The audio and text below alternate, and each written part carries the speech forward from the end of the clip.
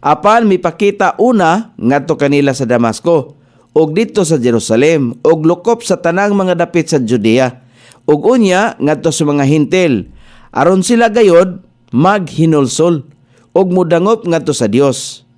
Aron sila gayod maghinulsol ug mudangop ngadto sa Dios ug maghimo sa mga buhat nga nahiangay alang sa paghinulsol.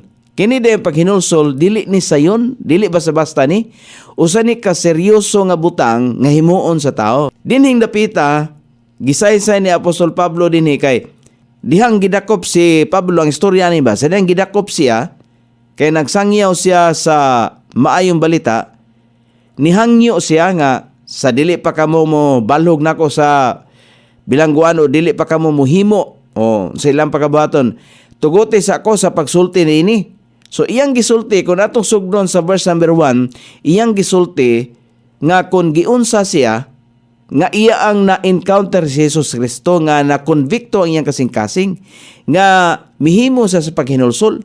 Gani naagani si King Agrippa, si Haring Agrippa, naminaw ani iyang sulti, mo ni iyang hangyo nga sa dili pa pwede ba nga ako mosulti aron ako mapakita kung giunsa ko nga gikonbiktar sa Ginoo kay kinigod si Pablo usa ni ka impluwensyado nga tawo na impluwensyahan sa relihiyon sa iyang sekta, sa iyang grupo nga giapilan. Kay abi niya og katong grupo nga iyang giapilan sekta, abi niya og katong gitudlo nila nga maotoy iya sa Ginoo dili diay. So iyang gisulti dinhi. So atong mamatikdan dinhi ang balaang kasulatan nga ang mga tao nga nakaangkon sa kaluwasan sila mibalik sa pag-alagad sa tinuod nga Dios.